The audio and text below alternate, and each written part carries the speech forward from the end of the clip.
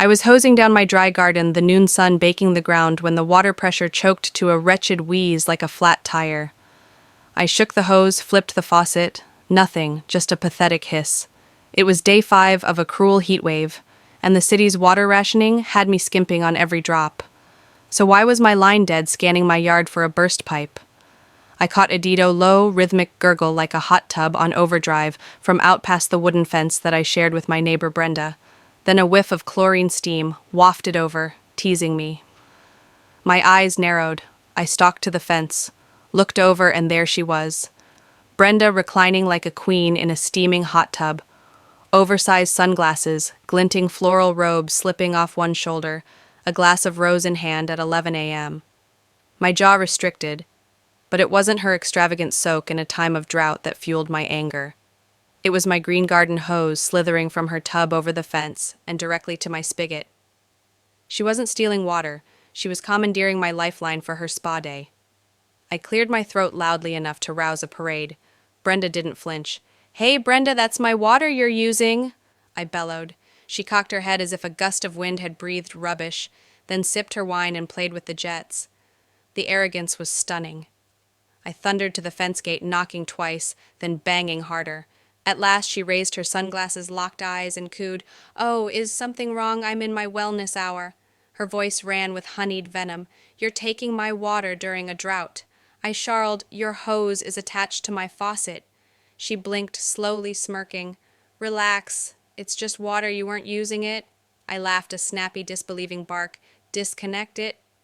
Now she turned up her Bluetooth speaker louder, shut her eyes, and brushed me off like I was a bothersome fly. I called the HOA, anticipating quick justice. They asked for a formal complaint, photos, signatures, timestamps, a written statement. I sent it all, including porch camera footage of Brenda pulling my hose to her side. I steeled myself for resolution. Instead, I received slapped with a fine violation of Community Civility Code, accusatory behavior. Brenda had turned the tables, accusing me of harassing her over a gardening hose. I was shocked she'd taken my water, and now I was the bad guy that night. I brooded in my kitchen, seething over the fine letter a soda can, sweating in my palm. Brenda had spun a web faster than a scam artist and had the HOA eating out of her manicured palm. I scrolled my contacts, lingering on Max Rivera, an old buddy now in town sanitation. If anyone knew how to flip the script with plumbing, it was Max. I called Luke. "It's been too long." His gruff voice answered, "What's going on?" I smiled. "Ever heard of a neighbor hogging water for a hot tub?" Max laughed. "That's next level mooching. What do you want?" I wrested back, "Plumbing assistance," and I wanted to wreak havoc. We began the next day, disguised as garden handymen by my spigot. Max smirked, looking at set-up stink water or full sewer blast somewhere in between swamp gas and biohazard. I told him. He nodded. "Got us some pump from a scrap job. There's a gray water line under your crawl space, legal to tap separate from domestic plumbing." I asked, "Can it look normal?" "Till she turns it on." Max's grin expanded. "It'll be poetry." 2 nights later, under cover of darkness, we rigged a secret valve. It appeared to be a regular connection, but a flip sentient, foul gray water, reused waste from an adjacent maintenance line via the hose. I concealed the switch beneath a ceramic turtle statue, purchased for the occasion. The trap was set next morning. Brenda strolled out, sun hat speaker, blaring spa music, trailing my hose to her tub. I'd activated the valve at dawn. She attached it, turned my spigot, and strutted back, unaware that she'd unleashed a sewer concert. I watched from my blinds, heart racing. She dipped a toe, climbed in, and reclined back, smug as ever. Then her nose wrinkled. She sniffed, waved a hand, accusing some faraway stench, but when the jets churned, the gray water foam cloudy, with floating clumps. Brenda jumped upright, scooped a handful, sniffed and shrieked like she'd seen a corpse. She flailed, slipped, and fell, face first, onto her lawn, dripping sludge. "What is this?" she shrieked, spreading the muck on her arms. Her speaker crooned around sea dreams, exaggerating the stupidity. A friend stumbled over, gagged, and recoiled. Brenda, retching, vomited into her roses. I suppressed laughter, my strategy, a roaring success. She wasn't merely inconvenience, she was embarrassed by her own greed. That night, Brenda stormed to my door, hair-matted sunglasses concealing, her anger clutching a manila envelope. "You think you're slick?" she hissed. "You poison me with sewage, that's assault." She tossed the envelope at me and ran indoors. Was a forgery legal letter from a lawyer who didn't exist a scare tactic. I passed it on to my lawyer, Claire, who laughed. "She's confessing to theft. This won't stick." But Brenda wasn't finished, the HOA sent. Yet another fine for illegal plumbing modifications and citing my turtle as a suspicious concealment. I returned Max's blueprints documenting the gray water line's legality, with a jab unlike my neighbor. I don't steal resources for spa treatments. Brenda posted rants on the community board calling me a biohazard threat. Neighbors quietly thanked me, revealing Brenda's history.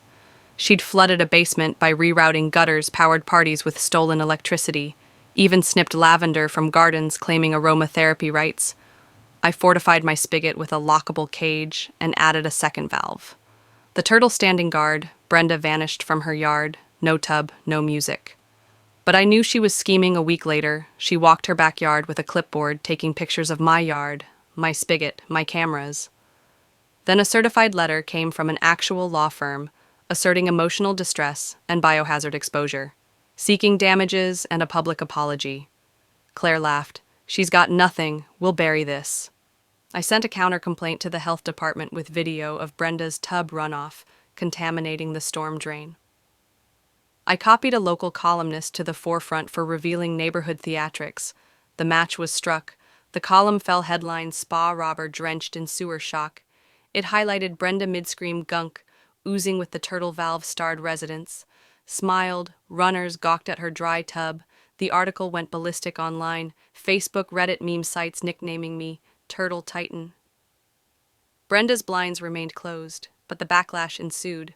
City health officers flocked to her lawn, taping a yellow notice to her garage, "Unlicensed plumbing under scrutiny." They removed her tub neighbors, yelling. Brenda yelled, "This is harassment!" An old man toasted her with his beer. She gave him the finger, her.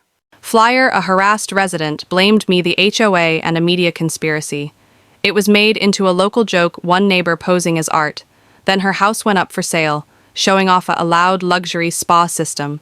A lie. I bribed the columnist, who ran a sophisticated hot tub hoax, still sold the listing. Tanked Brenda's last throw of the dice was a healing circle to move forward. Pastel Swan invites went unanswered. I left a gag gift, a no sewer soaking sign on fake concrete, her face spotting. It was priceless. Her house languished, price slashed. Realtors fleeing. She became a recluse. Her tantrums ignored. The HOA apologized, voided my fines, and asked me to join the board. I accepted, demanding evidence-based complaints, and no favoritism. They agreed. Brenda, learning of my role, stormed a meeting accusing us of conspiracy. We instructed her to sue in writing. She departed. Dejected in November, a moving van delivered her away. No farewell. New family subdued with a toddler and a beagle occupied the place. Laughing when I warned of the spigot, "We know you're the legend." They said I staged a viral photo. Brenda sludge-drenched, shrieking for my garage, a testament to unchecked entitlement. The turtle remained, its valve retired but legendary. The neighborhood flourished. Gardens, reborn dogs roamed. Peace made joining the HOA wasn't about domination. It was about avoiding another Brenda. Her home sold below value, her legacy, a cautionary tale. The war over water did not end with a splash, but a quiet victory, evidence that being stubborn with a turtle and a plan can outlast even the most audacious thief.